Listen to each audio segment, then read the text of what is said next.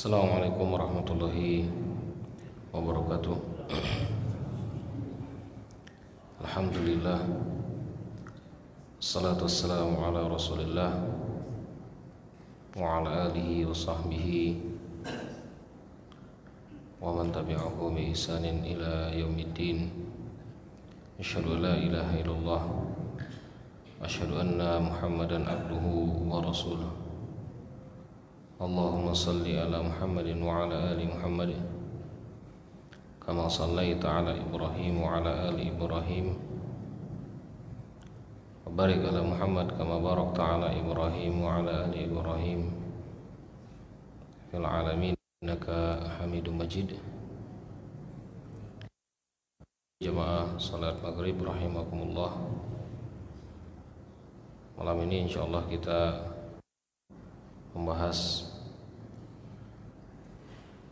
pertanyaan-pertanyaan. Pertanyaan yang pertama di sini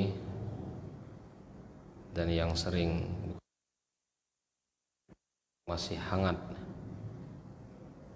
di lingkungan kita bahwa di negara Prancis sekarang atau beberapa hari kemarin mencela Rasulullah SAW. Bentuknya adalah dengan cara gambar Rasulullah SAW, kemudian dibikin kartun ya, dan diceritakan bahwa seolah-olah agama Islam ini adalah agama yang keras dan digambarkan dengan gambaran yang jelek. Hidungnya besar Rasulullah SAW itu, kurus, menggunakan jubah dan lain-lain sebagainya. Kemudian keluar fatwa dari ulama ya. Juga MUI kita juga sudah mengeluarkan fatwa membuat produk-produk yang dikeluarkan negara tersebut. Kemudian apa sikap kita ya, sikap kita sebagai seorang muslim itu seharusnya bagaimana? Allahu alam ya. Sekarang kita dalam keadaan yang sangat-sangat lemah. Artinya banyak orang yang melecehkan Islam secara terang-terangan sekarang ini. Itu menunjukkan bahwasanya kita sekarang itu dalam keadaan yang sangat lemah. Seolah-olah siapapun bisa untuk mencela. Gitu ya. Siapapun bisa untuk mencela. Bahkan dari kaum muslimin sendiri yang anti dengan syariat Allah Subhanahu wa taala. Na'udzubillahi min zalika. Ini menandakan kita sekarang sangat-sangat lemah sekali. Dalam hukum Islam ya, seseorang yang mencela Rasulullah sallallahu alaihi wasallam itu dibunuh bil ijma'. Dibunuh bil ijma'. Apa maksud bil ijma' itu? Dia halal darahnya dengan kesepakatan semua ulama. Semua ulama mazhab sepakat bahwa orang yang mencela Rasulullah sallallahu alaihi wasallam itu dibunuh. Bahkan Imam Ibnu Taimiyah ya, Ibnu Taimiyah dan juga Imam As-Subki di zamannya itu sangat-sangat berbeda sekali dalam masalah fikih, dalam masalah akidah, dalam masalah keyakinan maksudnya ya. Dua imam ini mempunyai perbedaan yang sangat banyak. Tapi dalam perkara mencela Rasulullah sallallahu alaihi wasallam mereka sepakat dan bahkan mereka menulis buku yang judul bukunya adalah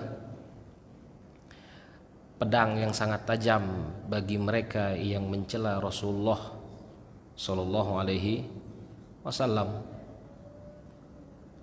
Dan di sini ana ambil dari kitabnya Imam As-Subki ya, yang diberi nama As-Saiful Maslul ala man sabba ala Rasul fi wujubi qatlihi. Beliau berkata bahwa wajib membunuh orang yang mencela Rasulullah Shallallahu Alaihi Wasallam. Apa kata beliau? Wadzalika mujma'un alaihi, dan itu semua ulama sepakat. Ya, semua ulama sepakat. Qala Abu Bakar Ibnul Munzir, ini perkataannya Imam Ibnu Munzir. Ajma'a awamu ahlil ilmi anna man sabban nabi al-qatl. Barang siapa yang mencela Rasulullah SAW, kata Imam Ibnu Munzir, beliau mempunyai kitab namanya Ijma', ada di belakang itu.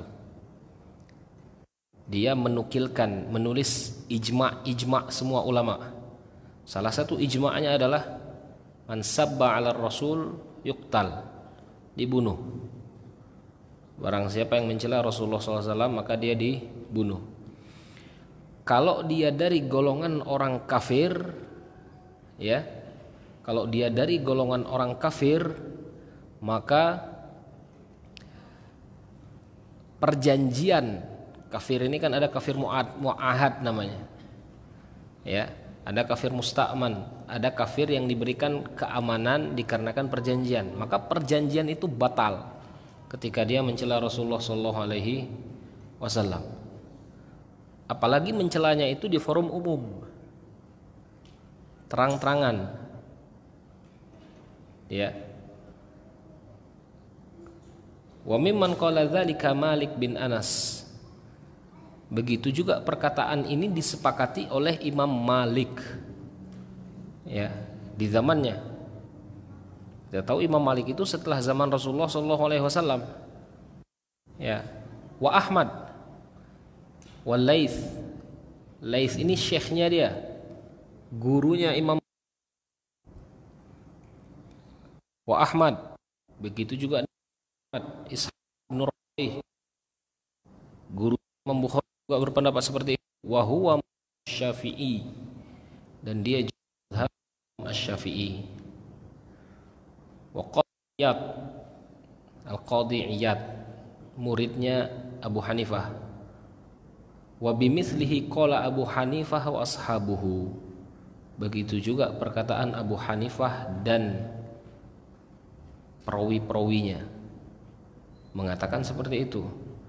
Wa Tsauri wa ahlul Kufah, Imam Ats-Tsauri, Sufyan Ats-Tsauri, wa ahlul Kufah, orang-orang yang berada di Kufah ketika itu.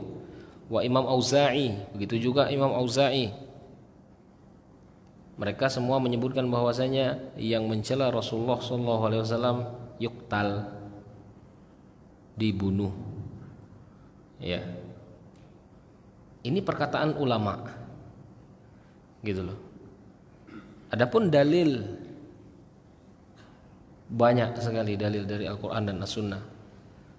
Yang paling sahih atau yang paling pas digunakan untuk sekarang ini adalah yang diriwayatkan oleh Imam Abu Daud.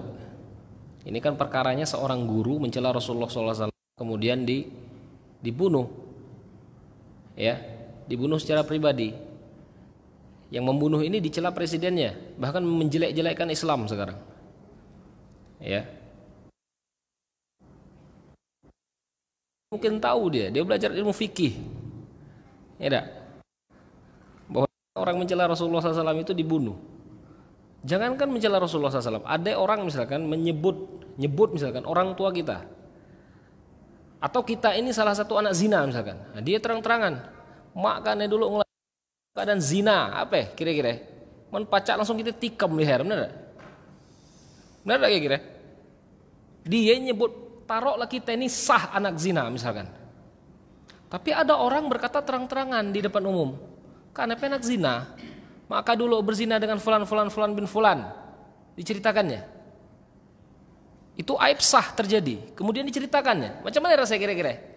Mana ada pisau di kantong ini, nak kutikam kurasa orang itu, benar tak? Itu mencela orang tua kita. Bagaimana dengan mencela Rasulullah Sallallahu Alaihi Wasallam? Ya. Makanya yang membunuh ini mungkin, ya, seorang Muslim, dia tahu tentang hukum ini. Rasulullah Sallallahu Alaihi Wasallam dijelek-jelekkan. Ya, dan dia tahu resikonya kalau dia bunuh pencela Rasulullah SAW ini, dia juga akan dibunuh gitu loh. Karena dia hidup di negara orang sekuler. Benar? Jangankan negara sekuler, kita ya, di negara kita ini ada yang mencela Rasulullah SAW, langsung kita tikam leher. Pasti kita resiko kena hukum. Resikonya. Kita tahu resiko itu. Tapi laki-laki ini lebih mengambil azimah, biarlah aku dihukum, kata dia. Karena dia tidak rela Rasulullah SAW itu dicela, dijelek-jelekkan. Ya, ada tak dalilnya? Imam Abu Daud pernah meriwayatkan. Ya, Imam Abu Daud pernah meriwayatkan. Seorang laki-laki buta ini laki-lakinya. Laki-laki ini mempunyai seorang istri. Laki-laki ini buta, apa yang ngurus dia kalau dia buta? Istrinya yang mengurus. Benar tak? Istrinya yang mengurus. Kemudian istrinya tidak suka dengan Rasulullah. Dicaci makinya Rasulullah SAW.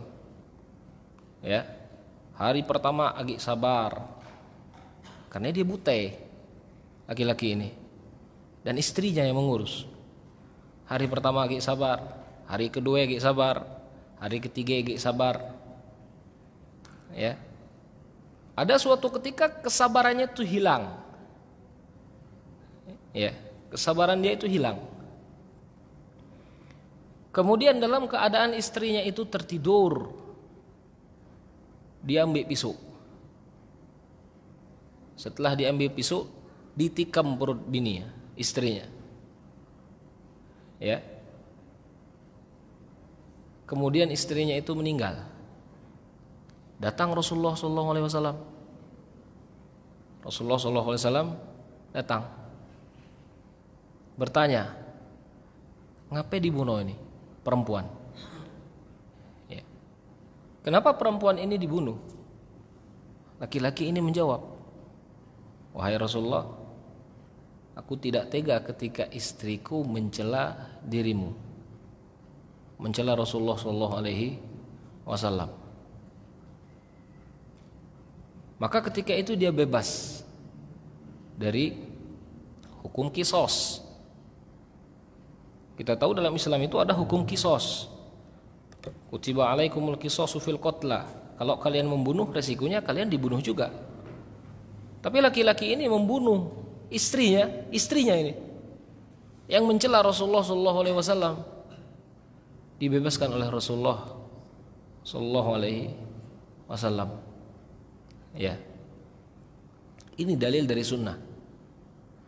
Makanya salah satu perkataan Imam Ibn Taimiyah juga di sini, kalaulah misalkan seorang hakim tahu ya, pemimpin kita sekarang ini, subhanallah, haro nyebut, ya, haro nyebut pemimpin kita sekarang ini. Tak tahu yang penting itu agama atau ekonomi, tak tahu. Tak tahu mana hak Rasulullah SAW, mana hak Allah Subhanahu Wa Taala, mana hak rakyatnya, tak tahu. Ya. Jadi kalau misalkan seorang pemimpin itu meninggalkan hukum, ya, meninggalkan hukum, apalagi orang ini hidup di negara sekuler misalkan. Dia hidup di negara sekuler, ya, dia terang-terangan mencela Rasulullah SAW, ya, dan dia mengambil azimah, Dibunuhnya laki-laki itu. Halal enggak kira-kira? Halal. Ya. Walaupun tanpa izin ulil amri. Ya. Walaupun tanpa izin ulil amri. Nah, sekarang ulil amrinya juga mencela Islam. Nah, sekarang. Ulil amrinya siapa? Presiden Prancis itu mencela Islam. Apa harus menunggu ulil amri Prancis juga taat kepada ulil amri? Ketaatan kepada ulil amri itu, ingat, atii'u atii'ur rasul wa ulil amri minkum. Ada perintahnya taat kepada ulil amri itu. Tapi Allah ikat, fa in tanaza'tum fi syai'in farudduhu. Kalau kalian berselisih pendapat di dalamnya, kalau kalian berselisih pendapat antara kalian dengan pemimpin kalian, farudduhu ilallah war rasul. Maka kembalikan kepada Allah dan Rasulnya. Mana dalil perkataan ulamanya? Itu tadi perkataan ulamanya. Barang siapa yang mencela Rasulullah SAW, yuktal, dibunuh dia.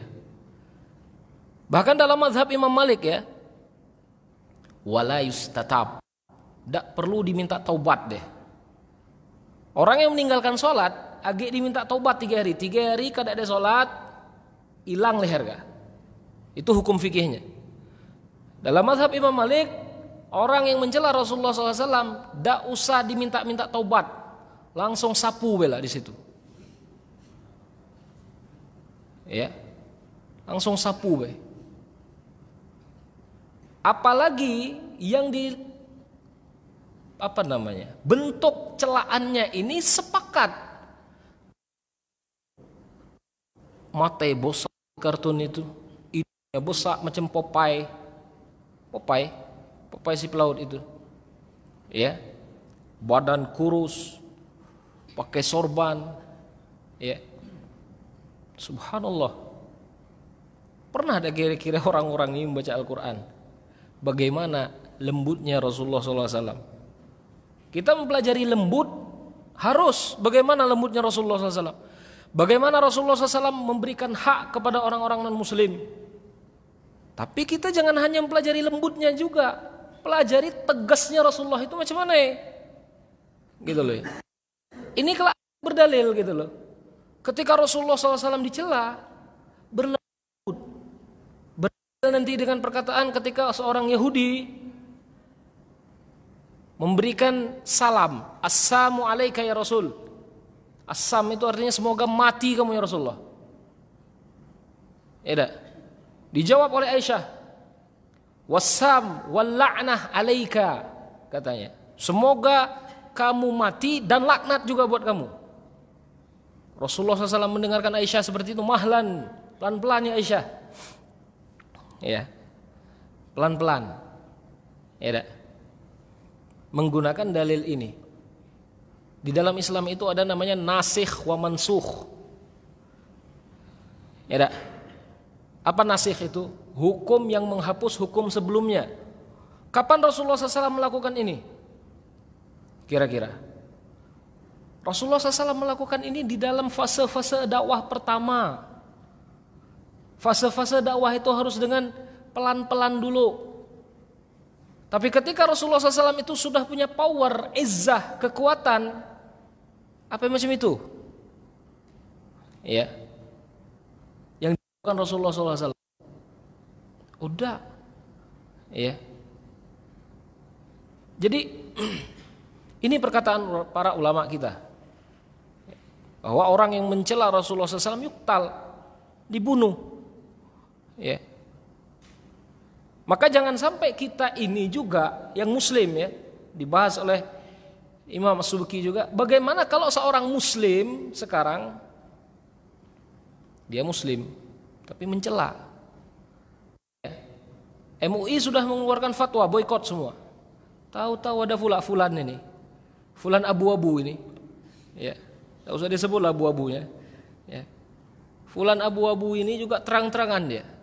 MUI memboikot produk Prancis. Ana terang-terangan makan di tempat Prancis ini, bangga dia. Karena Rasulullah SAW menyuruh untuk memaafkan orang yang mencelanya. Rasulullah bukan dicela, ini mencela Rasulullah SAW itu mencela agama masalahnya. Ya. Dan ditunjukkan kepada orang-orang muslim. Gitu loh. Ditunjukkan kepada orang-orang muslim. Ingin menunjukkan kepada kita bahwasanya Rasulullah SAW itu sangat keras, terorisme. Ini kan yang selalu diangkat-angkat ini. Terorisme itu. Ya dah. Maka terorisme ada, dari harta kita hilang ujung-ujungnya. Ya. Ini yang terjadi sekarang. Gitu loh. Maka misalkan kalau seorang muslim yang melakukan celaan itu kepada Rasulullah SAW, ya, diajarkan, diajar, ditanya, karena kenal dengan Rasulullah SAW. Kira-kira perkataan kata sahih tidak kira-kira? Gitu loh. Diajarkan dia. Ya. Dan sekarang kita tidak bisa berbuat apa-apa sekarang. Benar tidak? Maka ada keluar fatwa dari para ulama. Yang paling kecil yang bisa kita gunakan adalah jangan pakai produk mereka. Masa mereka mengambil keuntungan dari orang-orang muslim, mengambil keuntungan di negara-negara Arab. Maka negara Arab pun sudah memulai seperti itu. Semua produk yang mereka punya tidak digunakan. Ya. Tapi kita tengok-tengok uge. Bagaimana cara memboikot ini, tengok-tengok uge. Jangan kelak ninek-ninek di sebelah atau berjual air minum. Kita tengok mereknya dari sana. Yang berjual ini ninek-ninek. Paham ya? Nenek ini misalkan dia ngambil, dia tidak tahu kasus ini. Dia cuma ngambil untuk berjualan saja. Apa yang tidak kita beli punya nenek itu? Belilah punya nenek itu. Ya. Yang tidak kita gunakan itu yang punya perusahaan-perusahaan besar. Yang ketika dia menggunakan itu mendapatkan keuntungan yang besar, tidak usahlah dipakai. Ya. Adapun misalkan orang berjual kaki lima, ada salah satu produknya, itu silahkan dibeli, tidak jadi masalah. Gitu loh ya. Silahkan dibeli. Dan apa hukumnya? Bermuamalah dengan orang non muslim tetap hukumnya halal. Gitu loh. Bermuamalah dengan orang non muslim tetap hukumnya halal. Ya. Jadi anjuran dari para ulama ini, anak tetap di pendapat yang pertama, pendapat yang kalau mampu dilakukan, karena itu bentuk terakhir, itu bentuk terakhir usaha kita. Ya, kita nak mendirikan hukum tidak baca, ya, karena melakukan ini skala internasional, gitu loh macam. Jadi yang paling mampu kita lakukan adalah skala yang terkecil. Apa yang paling mampu untuk kita lakukan, ya itulah kita lakukan. Ya. Adapun misalkan produk ini masih diizinkan oleh pemerintah kita, itu urusan pemerintah. Urusan pemerintah kepada Allah Subhanahu wa taala. Gitu loh. Urusan kita itu yang mampu kita lakukan sekarang itu apa? Kan seperti itu. Kalau tadi Presiden Jokowi gila memberikan pidato, apa namanya? Konferensi pers. Ya, mengecam juga. Enggak tahu karena MUI lemut surat baru dia ngecam dulu. Ya. Jadi seperti itu. Jadi fatwa ini sahih dan dianjurkan untuk dilakukan, gitu loh, ya. Dan kalau terbiasa menggunakan, misalkan naik minum apa segala minum sumur perigi bela, niat misalkan, insya Allah itu lebih sehat. Kalau niat kita memang untuk membela Rasulullah Sallallahu Alaihi Wasallam, itu loh ya. Jadi mencela Rasulullah Sallallahu Alaihi Wasallam, para ulama sepakat yuktal. Gitu loh. Ya. Apalagi bentuk celaannya itu sepakat para ulama. Ya. Jadi seperti itu. Nah ini ya, mukadimah. Karena banyak juga yang bertanya tentang itu kepada ana, dan itu pendapat ana sendiri, dan ana ambil dari pendapat para ulama. Ya, karena ana juga memindahkan pendapat para ulama. Jadi seperti itu. Ada pertanyaan enggak yang lain?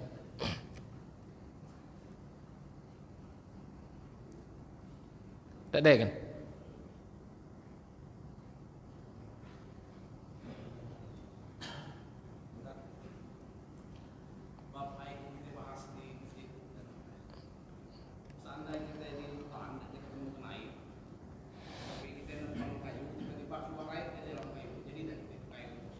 Jadi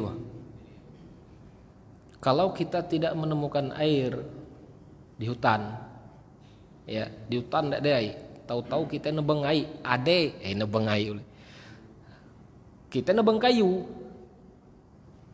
Ketika kita nebeng kayu, di dalam kayu itu keluar air, ya keluar air. Boleh tidak digunakan untuk berwudu? Boleh, digunakan untuk berwudu, ya tidak masalah.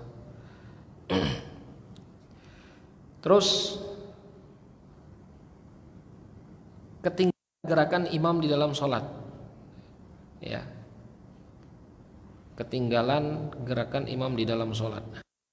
Kalau seandainya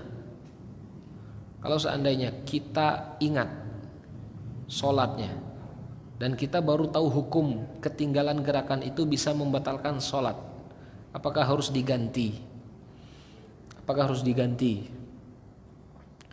Kalau kita misalkan sholat dari dulu macam tu terus, misalkan ya, macam tu terus selama kita sholat, selalu imam, apalagi ketinggalannya itulah jauh, imam lah sujud, kita baru baru i'tidal misalkan, ini kan batal sholatnya karena lah jauh.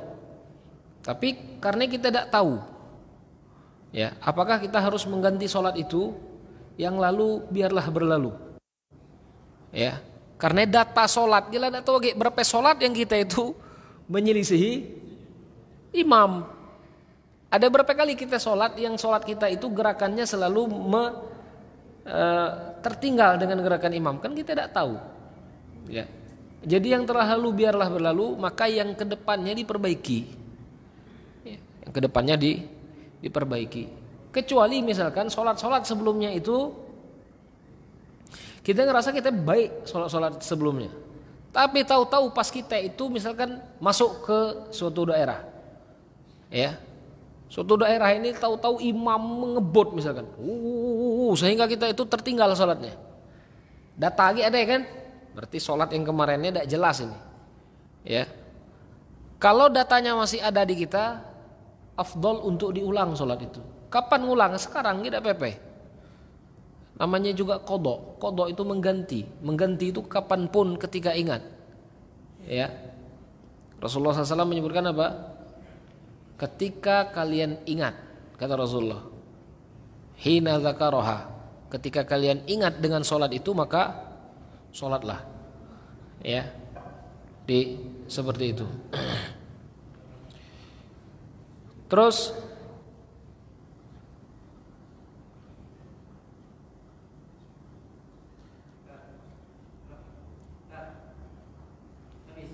ya,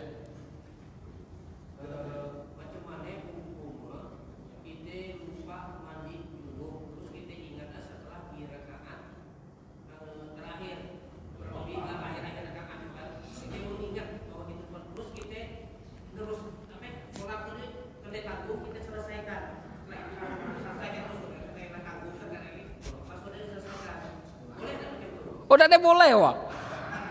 Macam mana kisah?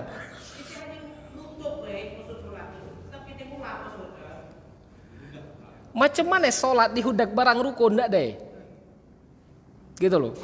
Misalkan kita sholat nih, kita baru ingat malam to junub pas sholat subuh.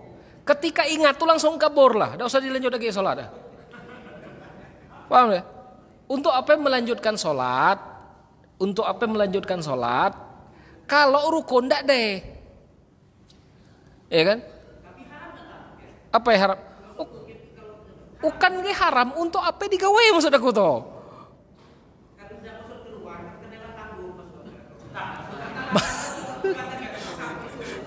Ndak masalah keluar dari soft. Kalaupun digawe ndak ada nilai ya. Kalau berdosa ada berdosa. Cuman untuk apa ya digawe? Kan macam itu. Ya. Jadi artinya kalau misalkan di ujung-ujung rokaat baru terkenang. Oh, ya dah. Ketika itu juga langsunglah keluar. Ya, ketika itu juga langsung keluar. Ya. Jangan dilanjut lagi sholatnya. Itu loh. Oh. Oh, dakwah. Tidak ada berdosa.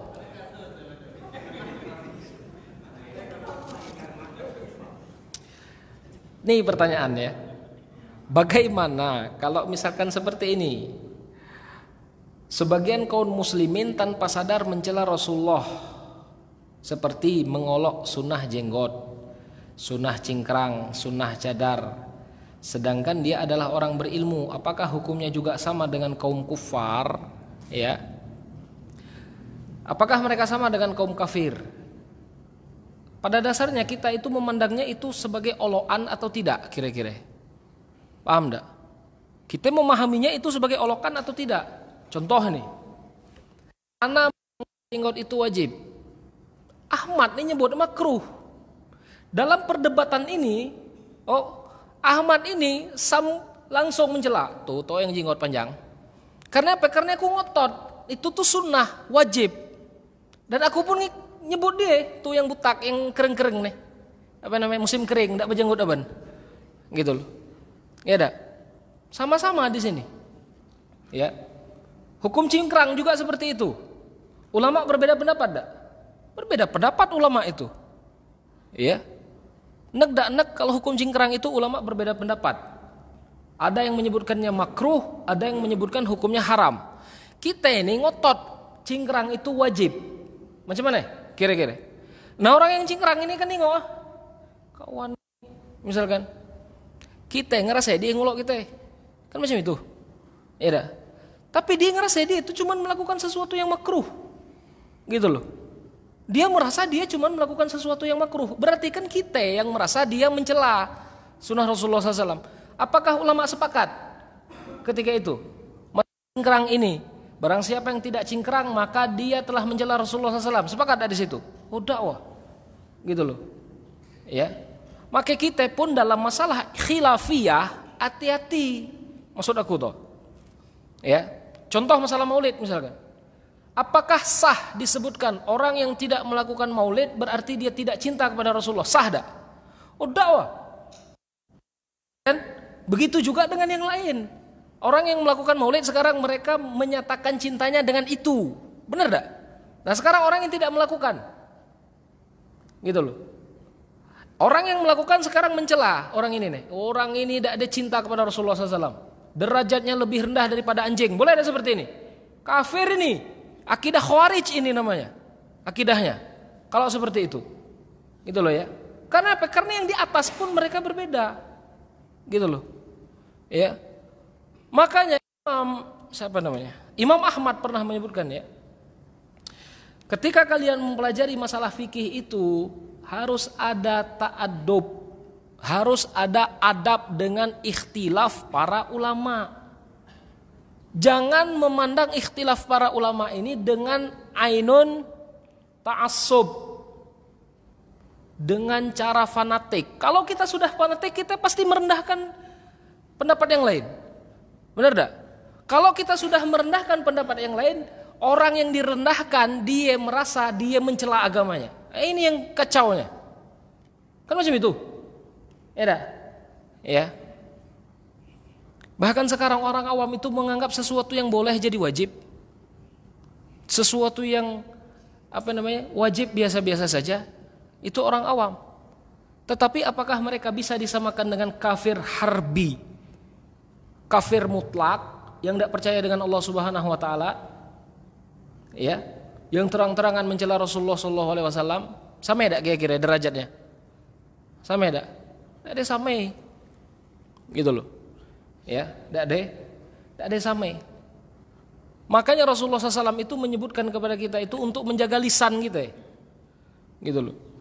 Jangan sampai lisan kita dikarenakan perbedaan pendapat ini kita malah mencela sunnah. Kan macam itu. Kita malah mencela sahabat kita. Berapa banyak orang sekarang itu yang mencela orang yang tidak berjanggut. Bahkan sekarang ada orang itu yang salah menyari-nyari orang yang menjanggut bayang disalami. Salah ada kira-kira? Salah lah. Dia cuma mengambil sunnah jenggotnya, tidak mengambil sunnah salamnya. Kan macam itu. Gitu loh.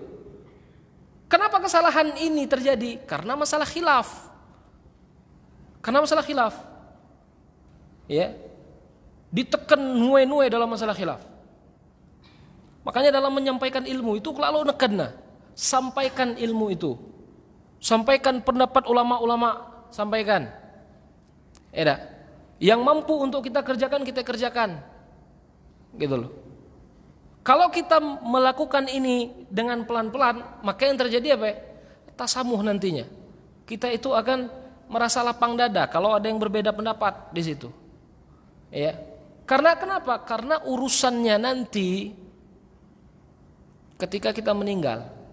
Makanya Imam Sufyan Ats-Tsauri itu pernah menyebutkan perbedaan ahlul bid'ah dengan ahlus sunnah. Ini kan kita ini sama-sama berebut gelar ahlus sunnah, benar?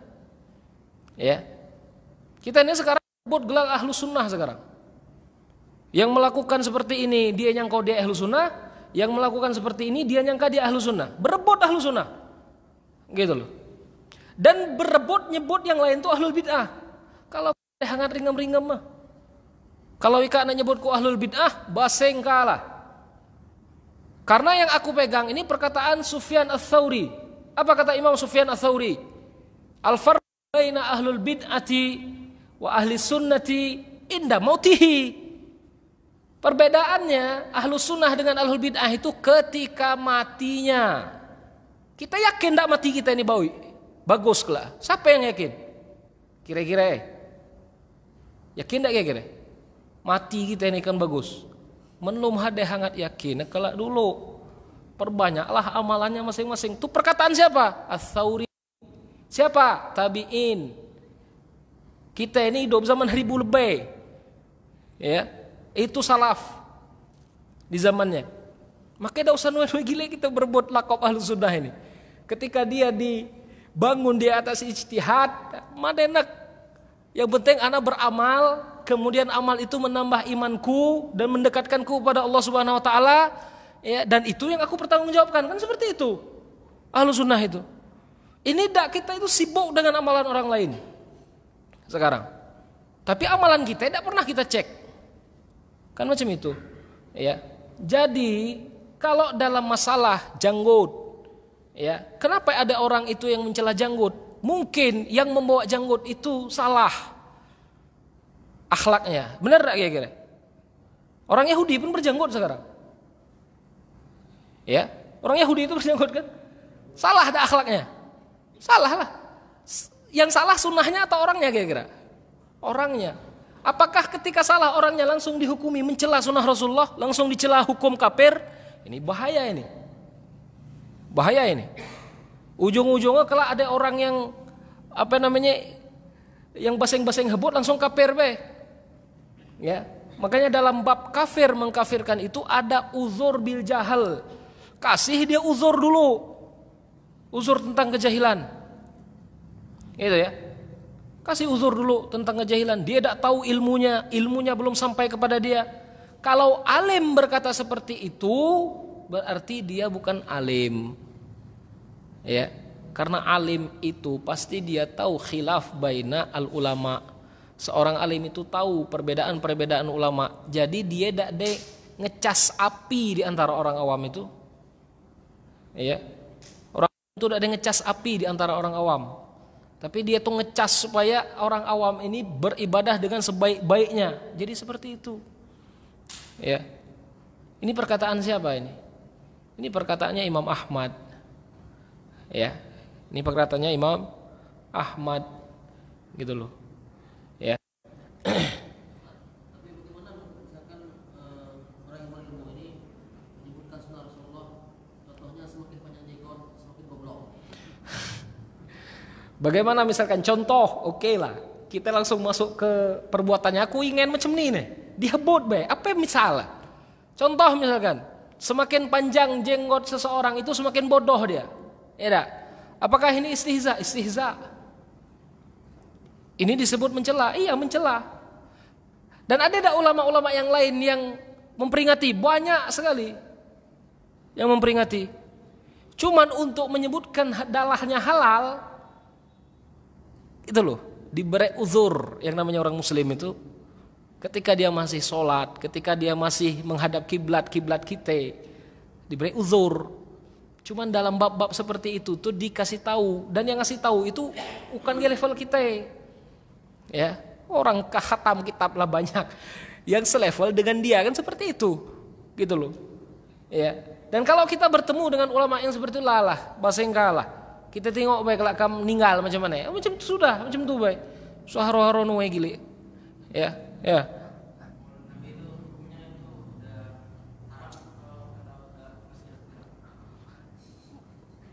Maulid ulit.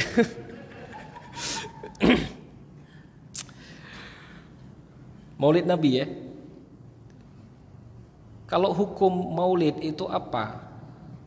Hukum merayakannya atau hukum memperingatinya? Kalau merayakannya berarti dia itu sama dengan Idul Fitri wa Idul Adha. Kalau sama dengan Idul Fitri dengan Idul Adha berarti muat pemakan banyak-banyak, ngundang orang, apa segala macam. Dan yang kalau tidak melakukan itu berarti berdosa. Itu maksud aku. Kalau keyakinan orang itu melakukan maulid Nabi yang seperti ini, maka dia telah berlebih-lebihan dalam melakukan itu. Itu loh ya. Tapi kalau misalkan sekarang nih ahli tarikh menyebutkan bulan ini bulan Maulid Rasulullah SAW. Sekarang misalkan ku ganti tema duduk kita sekarang nih ku ganti. Jangan tanya jawab, tapi ku ganti tema, ganti dengan sejarah Rasulullah SAW. Macam mana kira-kira? Boleh tak kira-kira? Boleh kan? Orang lain nganggap apa? Kita pun merayakannya. Benar tak? Orang lain menganggap kita pun merayakan itu. Kagak bahas itu kayak gitu deh. Padahal tak. Cuman menyesuaikannya saja. Ya. Makanya ada perkataan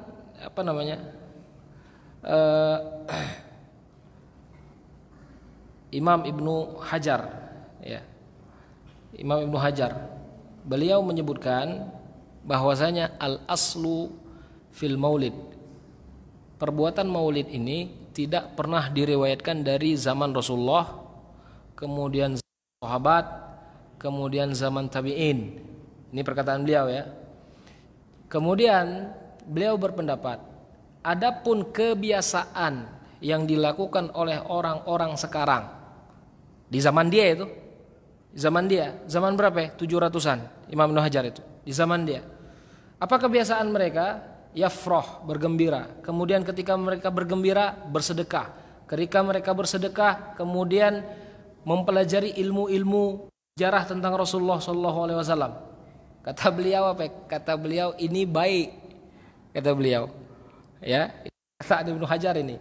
Kemudian beliau berpendapat juga, maka dalam hal itu menjadi dua cabang. Kalau misalkan orang itu di hari itu ya melakukan kebaikan-kebaikan macam kita ini taklim, ya tak? Taklim. Kalau orang nanya, "Ika maulid tak?" Kami maulid tiap hari kami. Ya, membahas kitab Rasulullah SAW tiap hari. Ya. Jadi jangan fokus terhadap namanya. Kamu jangan fokus terhadap namanya, tapi fokus terhadap apa perbuatannya.